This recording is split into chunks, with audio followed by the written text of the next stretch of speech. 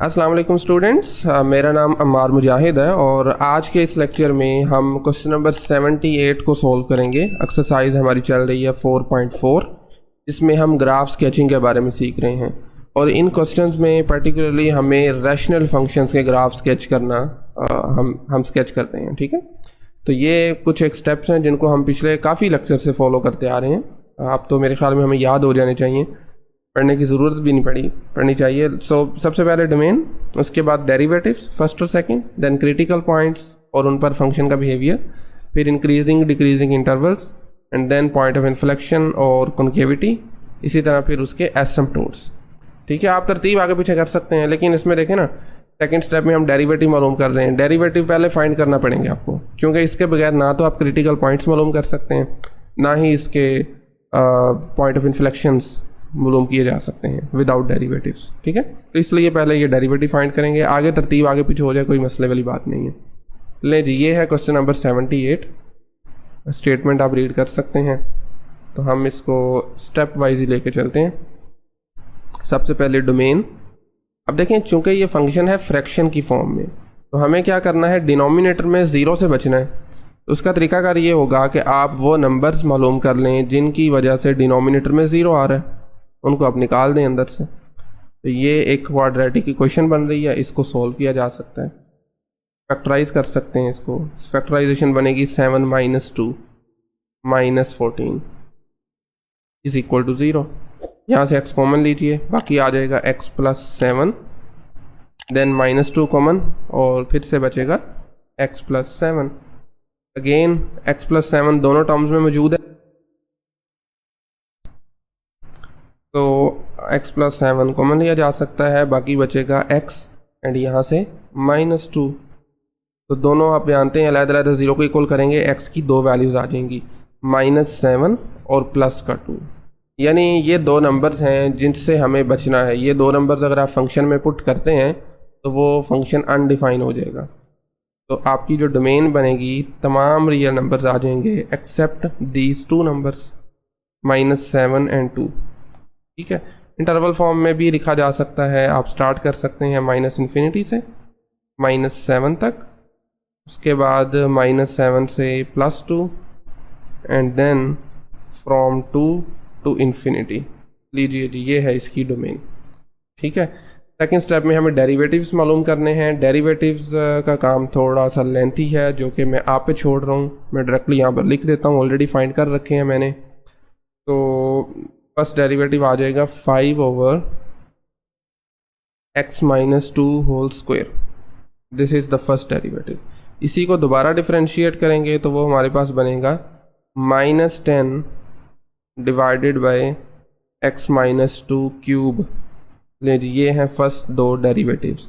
बिल्कुल सिंपल है, आप क्वोशिएंट रूल का इस्तेमाल कर सकते हैं। ठीक है, तो थर्ड स्टेप में what we need to do is critical points मालूम करने हैं। अब हम जानते हैं क्रिटिकल पॉइंट्स वो नंबर्स होते हैं जहाँ पर फर्स्ट डेरिवेटिव या तो ज़ीरो हो रहा हो या फिर अनडिफाइन हो।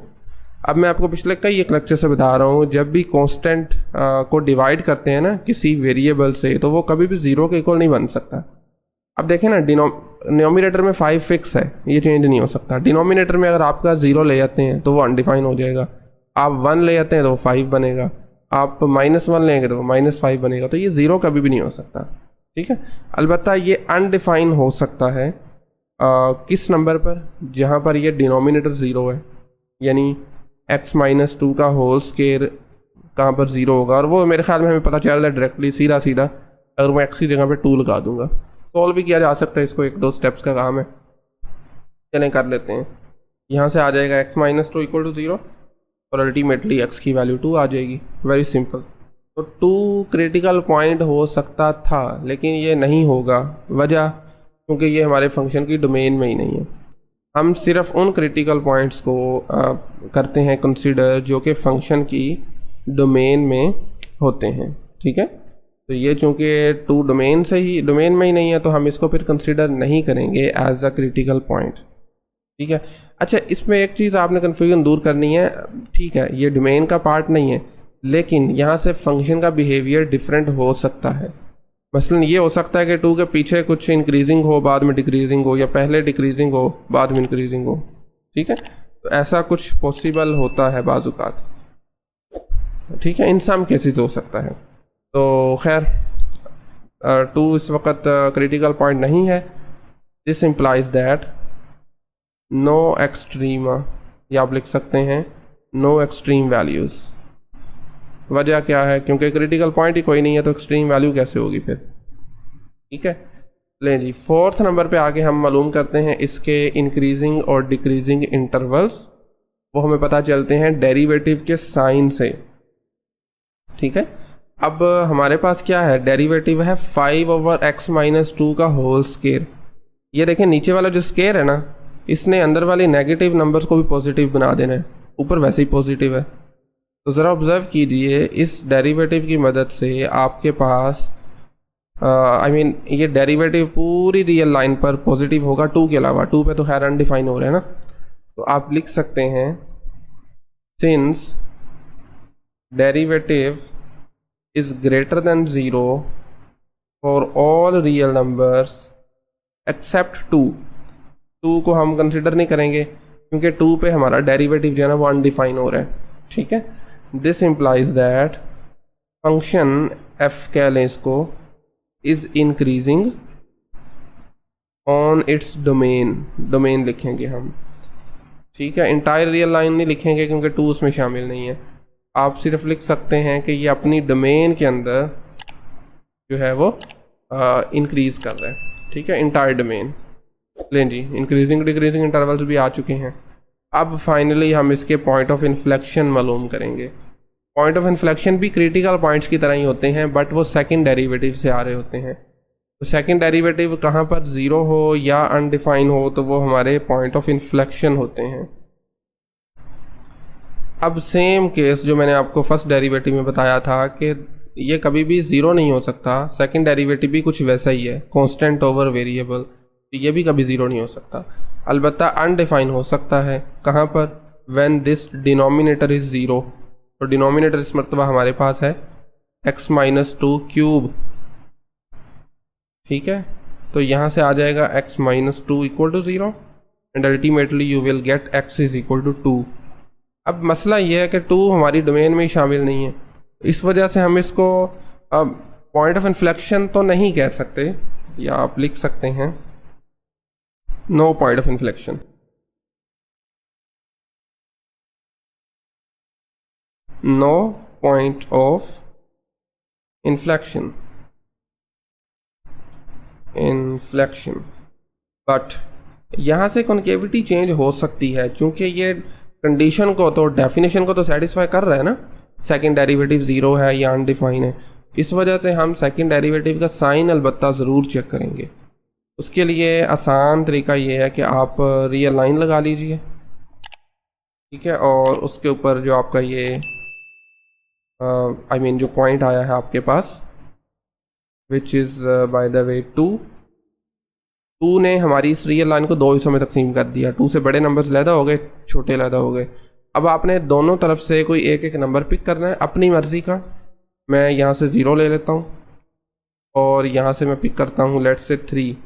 इन नंबर्स को आपने पुट करना है इस डबल डेरिवेटिव में। देखें, जब मैं 0 लगाऊंगा तो नीचे आएगा 0-2, क्यूब करेंगे माइनस बाहर आ जाएगा, ऊपर भी माइनस है, तो ये दोनों मिलके प्लस हो जाएंगे। सॉरी, तो इसका मतलब है कि सेकंड डेरिवेटिव जो होगा 2 से छोटे नंबर्स के लिए पॉजिटिव होगा। आप 0 के अलावा कुछ और भी लगा सकते हैं, ये टेस्ट करने के लिए होता है बस। जब आप 3 पुट करेंगे ना तो ये नेगेटिव आएगा। मैं बता भी देता हूँ कैसे। देखें, नीचे 3 लगाएंगे, 3-2 होगा +1, क्यूब करेंगे प्लस आ जाएगा, ऊपर नेगेटिव है। बेसिकली हमें साइन से कंसर्न है, हमें वैल्यूज़ नहीं चाहिए, जो भी वैल्यू आती है हमें बस साइंस पता चलने चाहिए, प्लस में है या माइनस में है, ठीक है। तो लें जी, डेरिवेटिव हमारा जो है वो सेकंड डेरिवेटिव जो है वो नेगेटिव आ चुका है।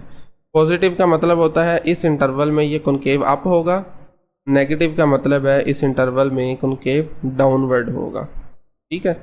लें जी, कॉनकेविटी का भी हम मालूम कर चुके हैं। अब फाइनल हमारा जो पॉइंट था 6 नंबर या 7 कह लें उसको, वो था आपने एसिम्पटोट्स मालूम करने थे। तो एसिम्पटोट्स के लिए क्या है कि आपको अपने फंक्शन को ना सिंपलेस्ट फॉर्म में लेके आना है, क्योंकि एसिम्प्टोट के लिए हम लिमिट्स का इस्तेमाल करते हैं, हम लिमिट एवेल्यूएट करते हैं। लिमिट के लिए आप फंक्शन को सिंप्लीफाई कर सकते हैं। तो मैं फंक्शन को एक मरतबा री राइट करता हूँ, x square minus 49 divided by x square plus 5x minus 14। ठीक है, ओके हो गया। देखें 3 तरह के एसिम्प्टोट्स होते हैं, हॉरिजॉन्टल, वर्टिकल और एक ऑब्लिक जो ना हॉरिजॉन्टल हो ना वर्टिकल हो। लेकिन मैं सबसे पहले ज़रा फंक्शन को सिंप्लीफाई कर लूँ, कैसे होगा देखें। न्यूमरेटर को मैं लिख रहा हूँ एक्स स्क्वायर माइनस 7 स्क्वायर और नीचे भी इसको मैं फैक्टराइज कर देता हूँ, बल्कि मैंने ऑलरेडी कर रखा है इसको। ये देखिए ज़रा, x square plus 5x minus 14 equal होगा x प्लस 7 x माइनस 2 के। ठीक है, तो उसकी जगह मैं डायरेक्टली लिख रहा हूँ x प्लस 7 x माइनस 2। ठीक है, देखें न्यूमरेटर को हम क्या कर सकते हैं, फॉर्मूला यूज़ कीजिए, वो a square minus b square वाला। तो यहाँ से आपके पास एक मरतबा प्लस में और एक मरतबा माइनस में आ जाएगा, डिवाइडेड बाय x प्लस 7 साथ में x माइनस 2। ठीक है, अब x प्लस 7 ऊपर और नीचे कॉमन है फैक्टर, इनको कैंसिल कर सकते हैं, बाकी बचेगा x minus 7 over x minus 2। लें जी, ये आपका फंक्शन जो है ना अपनी सिंपलेस्ट फॉर्म में आ चुका है। ठीक है, अब आप देखें किन नंबर्स पर डिनोमिनेटर 0 हो रहा है। वो नंबर्स आपके पास उन नंबर्स पर वर्टिकल एसिम्प्टोट्स बनेंगे। ठीक है, इस केस में x माइनस 2 को अगर हम 0 के इक्वल रखें तो this implies that x is equal to 2 आ रहा है, which is a vertical asymptote. आप लिख सकते हैं x is equal to 2 is a vertical asymptote. ठीक है, फंक्शन यहाँ पर अनडिफाइन है, ये बेसिकली डेफिनेशन है। अच्छा, असल डेफिनेशन क्या है, वर्टिकल एसिम्प्टोट फाइंड करने के लिए आपको लिमिट एवेल्यूएट करनी है। लेकिन चूंकि हम प्रैक्टिस ऑलरेडी काफ़ी हद तक कर चुके हैं तो इसलिए इसी से काम चलाते हैं कि जिन नंबर्स पर फंक्शन को पहले आपने सिंप्लीफाइड फॉर्म में लिखना है, किन नंबर्स पर वो फंक्शन फिर अनडिफाइन हो रहा है, मतलब डिनोमिनेटर 0 हो रहा है, वो उसके वर्टिकल एसिम्प्टोट्स कहलाएंगे। ठीक है, ऑलराइट, ओके। सो इसके हॉरिजॉन्टल एसिम्प्टोट के लिए हमें अपने फंक्शन की लिमिट एवेल्यूएट करना होगी। लिमिट x अप्रोचेज इन्फिनिटी और माइनस इन्फिनिटी। अच्छा, आप लिख सकते हैं यहाँ पर 4 हॉरिजॉन्टल एसिम्प्टोट्स इन शॉर्ट। ठीक है, आपका फंक्शन क्या था, x minus 7 divided by x minus 2। Simplified form में लिख रहा हूँ यहाँ पे, चूँकि लिमिट है मैटर नहीं करता। तो लिमिट हम जानते हैं, जब आप इन्फिनिटी पे वैल्यूएट करते हैं तो उसके लिए फिर हम डिनोमिनेटर में x की हाईएस्ट पावर वाली जो टर्म होगी उससे ऊपर नीचे डिवाइड करेंगे। इस केस में है x की पावर 1, तो ऊपर नीचे इसको करें डिवाइड, हर जगह x over x minus 7 over x divided by x over x minus 2 over x। तो ये x और x ऊपर नीचे से कैंसिल, आई मीन ऊपर अलहदा और नीचे अलहदा, तो बाकी में लिमिट लगा दीजिए। ये आ जाएगा 1 माइनस 7 ओवर इन्फिनिटी और नीचे 1 माइनस 2 ओवर इन्फिनिटी। सम नंबर ओवर इन्फिनिटी होता है 0, 1 माइनस 0, नीचे भी 1 माइनस 0। अल्टीमेटली इसका आंसर आ जाएगा प्लस का 1। तो अगर तो कोई फाइनाइट नंबर है जैसे हमारे केस में आ चुका है तो ये इसके हॉरिजॉन्टल एसिम्प्टोट होंगे। प्लस के साथ भी करना है आपने, माइनस के साथ भी कर लेना है। ठीक है, किसी एक के साथ भी आ जाए ना तो काम चल जाएगा।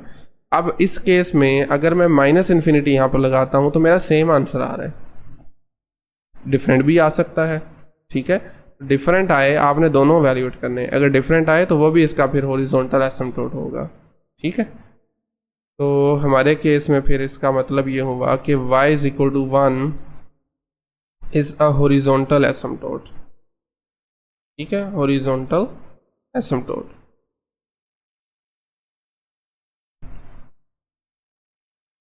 ऑलराइट, अच्छा, अब थर्ड जो एसिम्प्टोट मैंने आपको बताए थे विच आर ऑब्लिक एसिम्प्टोट, वो तब एग्जिस्ट करते हैं जब आपके रैशनल फंक्शन में न्यूमरेटर के पॉलिनोमियल की डिग्री एग्जैक्टली 1 ग्रेटर देन हो डिनोमिनेटर की डिग्री से। इस केस में ऐसा नहीं है, दोनों की डिग्रीज बराबर हैं। ठीक है, ऊपर 3 होती या नीचे 1 होती, तो उस केस में फिर इसके ऑब्लिक एसिम्प्टोट एग्जिस्ट करने थे, अब नहीं कर रहे। तो मेरे ख्याल में हम सारा कुछ कर चुके हैं जो हमें चाहिए था। अब हम फाइनली इसको स्केच कर सकते हैं। ठीक है, लें जी, उसके लिए हम यहाँ पर बना लेते हैं कोऑर्डिनेट सिस्टम हॉरिजॉन्टल को हम आमतौर पर एक्स एक्सिस कह देते हैं, वर्टिकल को वाई एक्सिस कहा जाता है। सबसे पहले -7 जो कि कुछ होगा यहाँ पर, लेट्स अज्यूम, और इसी तरह मैं +7 भी कर देता हूँ। अच्छा, एक और बात भी लिखी हुई थी, एक और बात लिखी थी, लास्ट पॉइंट में ज़रा फोकस करें। लिखा हुआ था कि आप उसके की पॉइंट्स भी मालूम कर सकते हैं, मसलन इंटरसेप्ट्स मालूम कैसे होते हैं, आप x को 0 लगा के देख लें y की वैल्यू क्या आ रही है, और y को 0 लगा के देख लें x की वैल्यू क्या आ रही है। ठीक है, मैं आपको बता देता हूँ। देखें, फंक्शन में x 0 लगाएं, ये भी टर्म 0 हो जाएगी, नीचे से ये 0 और ये 0, ऊपर बनेगा -49, नीचे बनेगा -14, डिवाइड करेंगे तो ये प्लस का 3.5 आ जाएगा। इसका मतलब ये हुआ कि जब आपका x 0 होगा, मतलब y एक्सिस पे आपका जो ग्राफ है वो कुछ यहाँ पर इंटरसेप्ट करेगा, विच पॉइंट इज़ 3.5। समझ रहे हैं? इसी तरह जब आप y को 0 लगा के x की वैल्यू फाइंड करेंगे तो वो आपके पास आ जाएगी प्लस का 7, -7 भी आएगी, लेकिन -7 पर फंक्शन अनडिफाइन है, इसलिए हम वो कंसिडर नहीं करेंगे। दोबारा सुन लें, जैसे मैंने इसमें x की जगह पर 0 लगाया, आप अलग से खुद करके y 0 लगाएंगे और फिर इस इक्वेशन को x के लिए सॉल्व करेंगे तो प्लस का 7 आंसर आएगा, माइनस का भी आएगा, लेकिन वो हम कंसिडर नहीं करेंगे। ठीक है, तो लें जी, अभी के लिए हमने -7 लिखा, दिस वुड बी +7, और हमें प्लस का 2 भी चाहिए क्योंकि यहाँ पर बन रहा है इसके वर्टिकल एसिम्प्टोट, प्लस का 1 भी चाहिए जहाँ पर बन रहे हैं इसके हॉरिजॉन्टल एसिम्प्टोट। ठीक है, तो सबसे पहले ये जो एसिम्प्टोट वाली लाइन है ना, डॉटेड का भी मेरे पास ऑप्शन अवेलेबल नहीं है, तो मैं इसको ना वाइट कलर में प्लॉट कर देता हूँ। लीजिए जी, हम इसको वाइट कलर में प्लॉट कर देते हैं। सॉरी, थोड़ा ऊपर से चला गया। हाँ जी, अब ठीक है। इसी तरह वर्टिकल एसिम्प्टोट जो कि थे x = 2, ये क्या हो रहा है, x = 2, ये भी हम स्केच कर लेते हैं। ठीक है, ये हैं जनाब इसके एसिम्प्टोट्स। ये किधर को चली है, एक मिनट ज़रा। जी हाँ, अब ठीक है, लें जी, दैट्स फाइन। तो ये इसके एसिम्प्टोट्स आ चुके हैं। अब वापस ग्राफ पे आ जाएं। 2 के इसके इंक्रीजिंग डिक्रीजिंग इंटरवल देखें, क्रिटिकल पॉइंट तो ठीक है, कोई भी नहीं है, और फंक्शन जो है ना वो ओवरऑल इंक्रीज कर रहा है, ये देखें इंक्रीज ही कर रहा है। ठीक है, और इसी तरह अगर बात की जाए इसकी कॉन्केविटी की, तो 2 के लेफ्ट पे अपवर्ड है, राइट पे डाउनवर्ड है। 2 के लेफ्ट पे जो है वो अपवर्ड है, राइट पे डाउनवर्ड है। और इसी तरीके से इसके अगर एसिम्प्टोट भी हम फाइंड आउट कर चुके हैं, बल्कि वो तो मैं आपको बता भी चुका हूँ। तो देखें, आपने जो वैल्यू फाइंड की थी ना, जब x = 0 था तो y की वैल्यू आई थी ये वाली, तो यहाँ से ग्राफ पास करेगा। ठीक है, और दूसरा यहाँ से करेगा। मैंने आपको बताया था जब y 0 है इसमें लगाएंगे तो x की वैल्यू 7 आएगी। तो इसका मतलब है फिर आपके पास क्योंकि एसिम्प्टोट्स बन रहे हैं, तो एक ऊपर की तरफ ये वर्टिकल एसिम्प्टोट आ गया, और इसी को अगर आप नीचे मूव करते हैं तो ये आपके पास इसके हॉरिजॉन्टल एसिम्प्टोट आ गए हैं। ठीक है, दूसरी जानिब आपके पास 7 से पास करना है तो इसको आप कुछ इस तरह से बना सकते हैं। लें जी, ये इसके हॉरिजॉन्टल, और इसी तरह से इसको नीचे को लें, इस लाइन के साथ साथ नीचे चलेगा, ये इसके बनेंगे वर्टिकल एसिम्प्टोट। चले मैं लाइन को भी थोड़ा सा मज़ीद एक्सटेंड कर देता हूँ। ठीक है, लें जी, ये आपके पास इसके वर्टिकल एसिम्प्टोट आ जाएंगे, and this is the final graph of the function, given function.